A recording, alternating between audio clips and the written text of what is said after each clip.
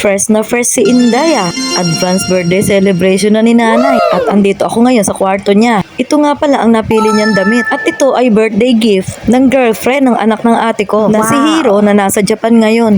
Thank you, Mako. At ayan na nga si nanay, nagmukhang teenager. Hindi halatang 80 na, di ba? Kalabolan daw kasi yung tumatanda. At para maging masaya naman ang ating hapagkainan, Max, Tagalog na Tagalog yun ah. Nagpagawa kami ng malaking tarpaulin. And finally, after 6 years, nagkita na ulit ang magkapatid. Yes! Ito na siguro ang pinakamasayang birthday ng nanay namin. Sa Cavite pa sila galing, kaya pinaghanda sila ng ate ko ng almusal. Wow! Grabe, nakakatakam. Parang gusto ko nang sumabay kumain ah, charot. Siya nga pala ang asawa ng tito ko. Sobra namin silang na-miss. Noong panahon kasi na nagtrabaho kami ng ate ko sa Japan at sa Manila pa sila nakatira, madalas kaming pumunta sa kanila. At pag nasa Japan kami, laging pumupunta doon ang mga nanay namin dahil wala pang telepono dito at hindi pa nalilikha ang cellphone. Doon kami tumatawag sa telepono nila na PLDT. At nung time na yon, ang liliit pa ng mga pinsan ko. Napapaghalata tuloy ang edad ni Inday. Ngayon kasi may mga anak na din sila. At ang bunso na si Michael ay 37 years old na pala. O itong apo ko wala pa sa wisyo.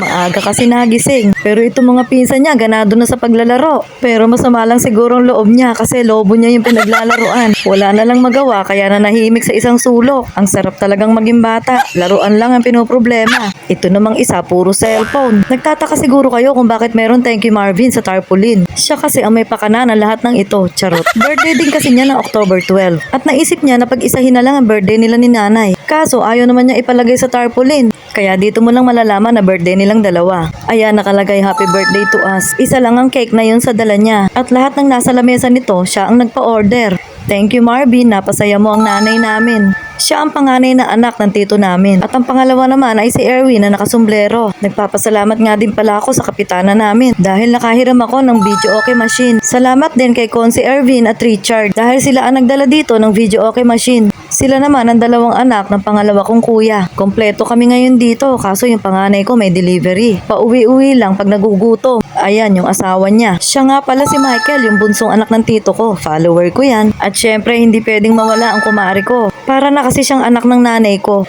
Siya daw ang panglima, hindi na pala ako bunso. Sobrang gulat ni nanay nang dumating ang panganay niyang apo. Muntik na kasing hindi makarating dahil may sipon daw. Kaya eto, dalawa na yung cake niya. Wow. Sana all dalawa ang cake. Ako kasi pag nag-birthday kahit isang slice wala. At ito naman pang merienda ay dala ng may-ari ng Palos Chicharon na hipag ko. Nag-blow na ng cake ang magtita na hindi ko naman na-i-video. Hindi naman talaga pwedeng walang makalimutan si Inday. At ito naman ay ang pangalawang pagbo-blow. Siyempre, kumpleto kami magkakapatid. At kasama namin ang nagbigay ng cake na panganay na apo na ngayon ay manager na sa call center. Wow. Dito ay kitang-kita ang saya sa mukha ng nanay namin. Sumayo pa kasi silang maghipag. Ngayon lang ito nangyari sa lahat ng birthday niya. O tignan nyo, may paikot-ikot pa.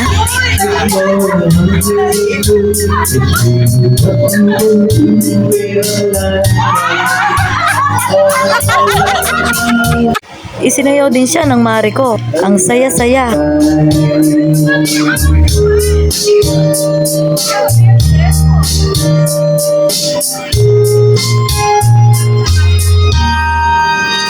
At itong mahirap pag akong nagbi-video. Kung hindi pa ako mag-selfie video, wala ako sa eksena. Yung hipag ko, ang ilap sa camera, hindi ko mahuli. Tingnan nyo naman, ang likot-likot. Kainan na ulit at ito ang problema ko. Pag marami ako nakikitang pagkain, di ako makakain. Lugi si Inday.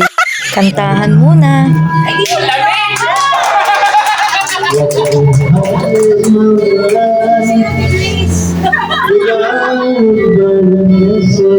Tapos sa selfie eh, ano-ano eh.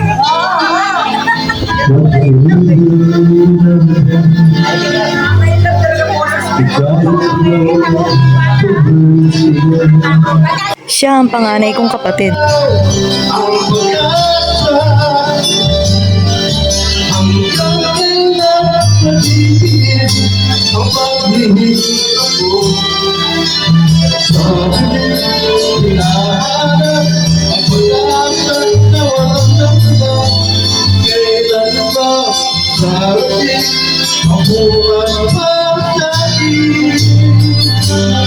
Sila naman ang mga anak ng panganay kong kapatid.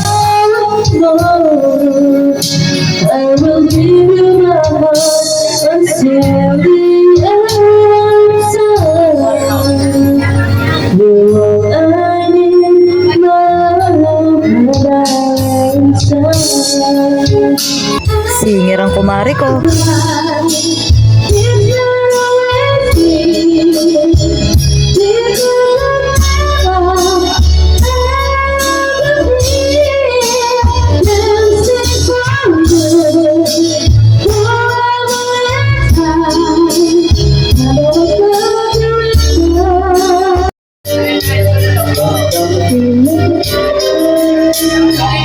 O, di ba may pinagmanahan si Inday?